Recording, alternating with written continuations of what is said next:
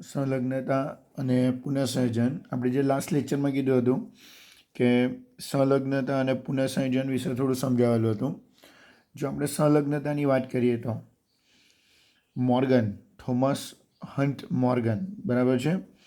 તો જે મોર્ગન છે કે જેણે ડ્રોસોફિલા પર પ્રયોગો કરેલા, અને આપણે એવું કહેતો ચાલે કે જે ડ્રોસોફિલા પર જે પ્રયોગો કરેલા એ મેન્ડલના આનુવંશિકતાના રંગસૂત્રીય જે વાદ હતો એની ચકાસણી કરેલી, અને જે લિંગી પ્રજનન દરમિયાન એટલે કે લિંગી પ્રજનન દરમિયાન જે ભિન્નતા સર્જાય છે તો તેને એમ કીધું ચાલે કે ભિન્નતા કેમ સર્જાય તો તેના માટેનું એક આધારભૂત શોધ કરેલી, પરંતુ યાદ રાખજો કે લિંગી પ્રજનન દરમિયાન, બરાબર છે. તો જે મોર્ગન છે તેણે શું કર્યું હતું, તો મેન્ડલે જે એક સંકરણના પ્રયોગો કરેલા, તો મોર્ગને મેન્ડલની જેમ જ, બરાબર, મોર્ગને પણ મેન્ડલની જેમ જ એક સંકરણના પ્રયોગો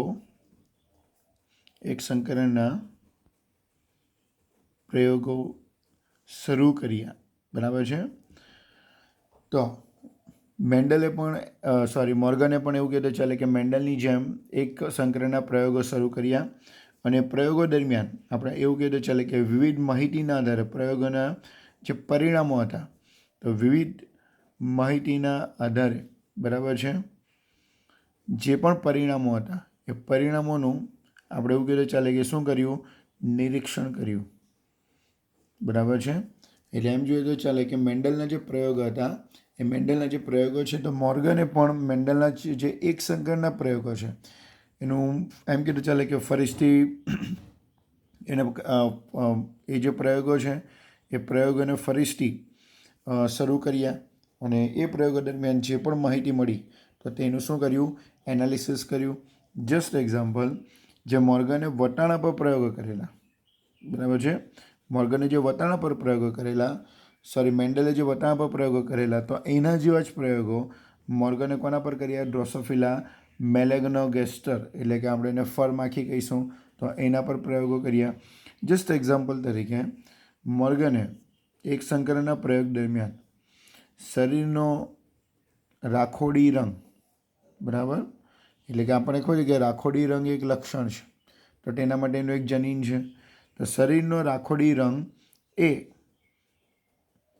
કાળા રંગ પર શું છે, પ્રભાવી છે. એટલે શું કહેવા માંગે છે કે કોઈ માખીનો જે રાખોડી રંગ છે, એટલે કે રાખોડી રંગ માટેનું જે જનીન છે એ કાળા રંગના જનીન પર કેવું છે, પ્રભાવી છે. તે જ રીતે એના પ્રયોગો દરમિયાનનું એનાલિસિસ કે લાંબી પાંખ, બરાબર, લાંબી પાંખ માટેનું જે જનીન છે એ ટૂંકી અથવા તો તમે કહી શકાય જે અવશિષ્ટ પાંખ છે, ટૂંકી અથવા તો શું કહી શકાય, અવશિષ્ટ પાંખ પર કેવું છે, પ્રભાવી છે. એટલે ક્લિયર થઈ ગયું હશે, બરાબર છે, કે એક સંકરના પ્રયોગ દરમિયાન આપણે કીધું કે એક જ લક્ષણને ધ્યાનમાં રાખીને કરવામાં આવતો પ્રયોગ. તો ડ્રોસોફિલાનો જે રાખોડી રંગ છે, બરાબર, એ કાળા રંગ ધરાવતી જે ડ્રોસોફિલા માખી છે એના પર શું હશે, પ્રભાવી હશે. તે જ રીતે લાંબી પાંખવાળું જે જનીન છે એ ટૂંકી પાંખવાળા જનીન પર કેવું છે, પ્રભાવી છે. ટૂંકી અથવા તો તમે અવશિષ્ટ પાંખ કહી શકો. જસ્ટ એક્ઝામ્પલ, શરીરનો જે રાખોડી રંગ છે તેના માટેનું જનીન આપણે કેપિટલ જી લઈએ, એના માટેનું જનીન શું લઈશું, કેપિટલ જી. તો ખબર પડી જશે કે કેપિટલ જી શું છે, પ્રભાવી છે. એની કમ્પેરિઝનમાં જે કાળા રંગ માટેનું જનીન સ્મોલ જી કેવું છે, પ્રચ્છન્ન. આપણે હમણાં જ કીધું કે કાળો રંગ એ રાખોડી રંગ કે જે કાળા રંગ પર શું છે, પ્રભાવી છે. એટલે કેપિટલ જી એ પ્રભાવી છે કે જે શાના માટે જવાબદાર છે, રાખોડી રંગ માટે જવાબદાર છે કે જે, બરાબર, સ્મોલ જી એટલે કે કાળા રંગ પર કેવું છે, પ્રભાવી છે, બરાબર છે. તેવી જ રીતે આપણને ખબર છે કે લાંબી પાંખ માટેનું જનીન આપણે કેપિટલ એલ લઈ લઈએ, તો કેપિટલ એલ એ પ્રભાવી છે, બરાબર, જ્યારે સ્મોલ એલ કેવું રહેશે, પ્રચ્છન્ન. તો કેપિટલ એલ આપણને ખબર છે કે શાના માટે જવાબદાર છે, લાંબી પાંખ માટે જવાબદાર છે, અને સ્મોલ એલ એ ટૂંકી અથવા તો અવશિષ્ટ પાંખ માટે શું છે, જવાબદાર છે, બરાબર છે. ક્લિયર થઈ ગયું હશે. તો આ મેન્ડલના જેમ જ મોર્ગને પણ એક સંકરણના પ્રયોગો કર્યા અને તેના આધારે પ્રાપ્ત થતી જે માહિતી હતી તે જોયું કે કયો રંગ અથવા તો કયું લક્ષણ બીજા લક્ષણ પર પ્રભાવી છે, તો એને અનુરૂપ કયું જનીન પ્રભાવી અને કયું જનીન પ્રચ્છન્ન તેના વિશેની માહિતી પ્રાપ્ત થઈ. બરાબર છે. તો હવે મેન્ડલે હવે જે મોર્ગને જે પ્રયોગો કર્યા, બરાબર છે, તો યાદ રાખજો કે મોર્ગને પ્રયોગો માટે પી પેઢી લીધી. મોર્ગને પી એટલે કે તમે કીધું કે પિતૃપેઢી. પિતૃપેઢીનો મતલબ શું થાય કે જેનાથી પ્રયોગો સ્ટાર્ટ થવાના છે તે, અથવા તો જેનાથી આપણે પ્રયોગો શરૂ કરવાના છે તેને પેરેન્ટલ અથવા તો તમે પી પેઢી તરીકે કહી શકો. તો મોર્ગન દ્વારા જે પી પેઢી તરીકે જે માખી સિલેક્ટ કરવામાં આવી, પસંદ કરવામાં આવી, તે માખી યાદ રાખજો શું ધરાવતું હતું? ભૂખરા રંગ અને લાંબી પાંખ ધરાવતું હતું. એટલે કે એક માખી એવી હતી કે જે ભૂખરા રંગ અને કેવો હશે? લાંબી પાંખ ધરાવે. તો આપણે કહ્યું કે ભૂખરા રંગ માટેનું જનીન આપણે લીધેલું હતું કેપિટલ G, લાંબી પાંખ માટેનું જનીન લીધેલું હતું કેપિટલ L. બરાબર છે. તો યાદ રાખજો કે જનીન ઓલવેઝ પેરમાં જ હોય, એટલે કેપિટલ G અને કેપિટલ L. એટલે કે એક પિતૃપેઢી તરીકે આપણે ભૂખરા રંગ અને શું લીધું? લાંબી પાંખ લીધું. તેનું સંકરણ, બરાબર, આપણે બીજું પિતૃપેઢી એટલે કોણ છે? કાળા રંગ અને કેવી પાંખ? ટૂંકી પાંખ. તો આપણે ખબર છે કે કાળા રંગ માટે આપણે શું લીધેલું? સ્મોલ g અને ટૂંકી પાંખ માટે શું લીધું? Small l. બરાબર. તો પિતૃપેઢી તરીકે આપણે બે માખીને સિલેક્ટ કરી. બરાબર. પિતૃપેઢી તરીકે આપણે બે માખીને સિલેક્ટ કરી કે જેમાં એક માખી હતી ભૂખરા રંગ અને લાંબી પાંખ, જ્યારે બીજી માખી હતી કાળા રંગ અને ટૂંકી પાંખ. હવે આ બંને વચ્ચે સંકરણ થશે તો આ બંને જનીન તો સેમ જ છે, એટલે અહીંયાથી પણ આવશે કેપિટલ G, કેપિટલ L. બેમાંથી કોઈ પણ એક આવશે, સેમ જ રહેશે. અહીંયા પણ બંને સરખા જ છે, એટલે અહીંયાથી કોઈ પણ એક આવશે તો બી રહેશે સ્મોલ g અને સ્મોલ l. બરાબર છે. તો આપણને F1 જનરેશન પહેલેથી આપણે કહીએ તો નિર્ધારિત હતી. F1 generation capital G, capital L અને સ્મોલ g ને સ્મોલ l. હવે આપણને ખબર છે કે જે કેપિટલ G છે એ સ્મોલ g પર પ્રભાવી છે, જે કેપિટલ L છે એ સ્મોલ l પર શું છે? પ્રભાવી છે. આનો મતલબ શું થયો કે F1ની અંદર આપણને જે પણ માખી મળી તેના લક્ષણ કયા હતા? ભૂખરો રંગ અને કેવી પાંખ હતી? લાંબી પાંખ. બરાબર. F1 સંતતિના આપણને લક્ષણ કેવા મળ્યા? ભૂખરા રંગ અને લાંબી પાંખ મળી. હવે આપણે જે F1 સંતતિ મળી, બધી જ F1 સંતતિ મળી, તો F1 સંતતિનું જો આપણે કસોટી સંકરણ કરાવીએ, બરાબર, જે F1 જે સંતતિ હતી, F1 જનરેશન, એનું આપણે શું કરાવવાનું છે? કસોટી સંકરણ. F1નું જે આપણે કસોટી સંકરણ કરાવીએ. હવે આપણે ક્વેશ્ચન થાય કે કસોટી સંકરણ એટલે શું? તો યાદ રાખવાનું, કસોટી સંકરણનો મતલબ યાદ રાખવાનું કે બંને લક્ષણ માટે પ્રચ્છન્ન જનીનો હોવા જોઈએ. એટલે કે આપણે F1 સાથે જેનું પણ સંકરણ કરાવીએ તે બંને જનીન કેવા હોવા જોઈએ? પ્રચ્છન્ન હોવા જોઈએ. તો તેને તમે શું કહી શકાય? કસોટી સંકરણ કહી શકાય. એટલે કે કંઈક આવું, F1 સાથે જો આપણે કસોટી સંકરણ એટલે બંને જનીન જો પ્રચ્છન્ન લઈએ તો આવું હશે. બરાબર. તો યાદ રાખજો કે જ્યારે પણ કસોટી સંકરણ કરવાનું હોય ત્યારે બંને જનીન કેવા લેવાના? પ્રચ્છન્ન લેવાના. બરાબર છે. બંને જનીન પ્રચ્છન્ન લેશો તો આપણને પરિણામ મળશે. હવે જો આપણે F1 જનરેશનનું કસોટી સંકરણ કરાવીએ તો F1 જનરેશનનું આપણી પાસે જે જનીન હતું, ખબર છે કે બધા જ જનીન capital G, capital L, small g અને સ્મોલ l. બરાબર છે. એનું સંકરણ સ્મોલ g, સ્મોલ l, બંને જનીનો આપણે કેવા લીધા છે? પ્રચ્છન્ન. બરાબર. એની સાથે જ્યારે સંકરણ કરાવીશું ત્યારે અહીંયાથી આવશે, સમજી લો કે કેપિટલ G અને કેપિટલ L. બરાબર છે. અને બીજું કેપિટલ G અને કેપિટલ L. અહીંયાથી હશે small g small l, small g small l, small g small l, small g small l.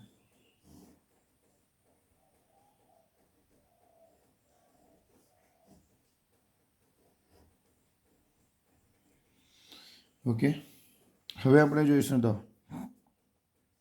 Capital G અને કેપિટલ L, કેપિટલ G અને કેપિટલ L. તો આ જે માખી છે આ બધી જ માખી એટલે કે જે 50% જે માખી મળી એ કેવી મળી? કાળો રંગ અને ટૂંકી પાંખ. જ્યારે આપણે આ બીજી 50% જે માખી મળી એ કેવી મળી? ભૂખરા રંગ અને સોરી અહીંયા ભૂલ થઈ ગઈ. હા, આપણે જે 50% માખી છે અહીંયા આ જે 50% માખી છે એ આપણને કેવી મળશે? ભૂખરા રંગની અને કેવી પાંખ મળશે? અહીંયા લાંબી પાંખ. કેપિટલ G એટલે ભૂખરો રંગ અને કેપિટલ L એટલે લાંબી પાંખ. જ્યારે 50% માખી જે છે એ સ્મોલ g એટલે તમે એવું કહી શકાય કે કાળા રંગ અને સ્મોલ l એટલે કે ટૂંકી પાંખ. બરાબર છે? ક્લિયર થઈ ગયું હશે? તો આપણને જે પરિણામો પ્રાપ્ત થયા તેમાં 50% જે માખી છે એ ભૂખરા રંગની અને લાંબી પાંખવાળી હતી, જ્યારે 50% માખી એ કાળા રંગ અને ટૂંકી પાંખવાળી પ્રાપ્ત થઈ. બરાબર છે? હવે આ જે રિઝલ્ટ છે એનું જો એનાલિસિસ કરીએ, આ રિઝલ્ટનું જો આપણે શું કરીશું? જો આ રિઝલ્ટનું આપણે એનાલિસિસ કરીએ તો આપણે એવું કહીએ તો ચાલે કે પ્રયોગ દરમિયાન એટલે કે જ્યારે આપણે પ્રયોગો કર્યા તો પ્રયોગો દરમિયાન આપણને જે પરિણામ પ્રાપ્ત થયા તો તેમાં આપણને ખબર છે કે જે F1 જનરેશન છે, પરિણામ જે પ્રાપ્ત થયા તેમાં F1 જનરેશનમાં આપણને બધા કેવા મળેલા હતા? Capital G, capital L, small g અને સ્મોલ l. બરાબર છે? હવે આ જે પરિણામ પ્રાપ્ત થયું તો આ પહેલેથી નિર્ધારિત જ હતું, પરંતુ હવે જો આપણે F1 જનરેશન સાથે બરાબર જો F1 જનરેશન સાથે જો કસોટી સંકલન કરાવીએ તો આપણને જે પરિણામ પ્રાપ્ત થયા બરાબર જે F2 જનરેશન પ્રાપ્ત થઈ તે કેવી હતી? 50% આપણને લાંબી પાંખ અને ભૂખરો રંગ બરાબર અને 50% આપણને ટૂંકી અથવા તો તમે એવું કહી શકો અવશિષ્ટ પાંખ અને કેવો રંગ હતો? કાળો રંગ. બરાબર છે? આ પરિણામ પરથી તમે જોયું કે આ બંને જે પરિણામો મળ્યા, બંને જે માખી મળી એ તો સેમ આપણે જે પિતૃપેઢી તરીકે જે આપણે લીધી હતી તો તેના જેવા જ મળ્યા. સેમ પિતૃપેઢી તરીકે આપણે લાંબી પાંખને ભૂખરો રંગ લીધો હતો, પિતૃપેઢી તરીકે આપણે ટૂંકી પાંખ અને કાળો રંગ લીધો હતો. બરાબર?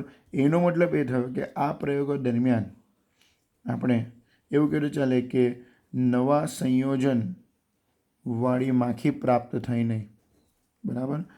એટલે કે નવું સંયોજનવાળી કોઈ માખી પ્રાપ્ત થઈ નહીં. બરાબર છે? એટલે કે આપણને જે પિતૃઓના જે લક્ષણો હતા તો એવા જ લક્ષણો ધરાવતું પરિણામ મળ્યું. બરાબર? પિતૃઓથી કંઈ જુદા લક્ષણો ધરાવતું પરિણામ પ્રાપ્ત થયું નહીં. તો મતલબ તમે એવું કહી શકાય કે નવું સંયોજન પ્રાપ્ત નહીં થયું, નવું સંયોજન મળ્યું નહીં. જે પિતૃઓનું હતું એવું જ સેમ પરિણામ આપણને F2માં મળ્યું. તો આના પરથી કહી શકાય કે એક તો નવું સંયોજન પ્રાપ્ત નહીં થયું, તો આ પરિણામ જે નવું સંયોજન પ્રાપ્ત નહીં થયું તો યાદ રાખજો કે આ પરિણામ આપણે એવું કહેતું ચાલે કે સંપૂર્ણ રીતે શું વ્યક્ત કરે છે? સંલગ્નતા વ્યક્ત કરે છે. બરાબર? સંપૂર્ણ રીતે શું વ્યક્ત કરશે? સંલગ્નતા વ્યક્ત કરશે. હવે આના પછીનો MCQ યાદ રાખજો કે આ સેમ પિતૃ જેવું જ પરિણામ મળવાનું રીઝન શું છે? બરાબર છે? પિતૃ જેવું પરિણામ મળવાનું રીઝન શું છે? તો યાદ રાખજો કે આપણે જે F1 પેઢી તરીકે જે બરાબર F1 પેઢી તરીકે આપણે શું લીધેલું હતું? અહીંયા નર લીધેલો એટલે કે મેલ લીધેલો હતો. F1માં આપણે શું લીધેલું હતું? મેલ લીધેલો હતો. બરાબર છે. તો યાદ રાખજો કે જે નર ડ્રોસોફિલા જે છે તો યાદ રાખજો કે નર ડ્રોસોફિલામાં વ્યતિકરણ એટલે તમને ખબર છે કે જનીનની આપણે કીધું કે જનીન એક્સચેન્જ થાય. બરાબર છે. વ્યતિકરણ એટલે તમને ખબર છે કે જનીનની અદલા બદલી થશે. બરાબર. તો આ શબ્દ તમને સ્ટાન્ડર્ડ 11માં આવી ગયો છે, લેસન નંબર 10.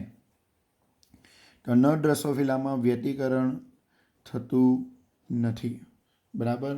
જો વ્યતિકરણ નહીં થાય તો આપણને ખબર છે કે જનીન બદલાશે નહીં, અને જનીન જો નહીં બદલાય તો સેમ એઝ પિતૃનું જનીન છે એ જ સંતતિમાં ઉતરી આવશે.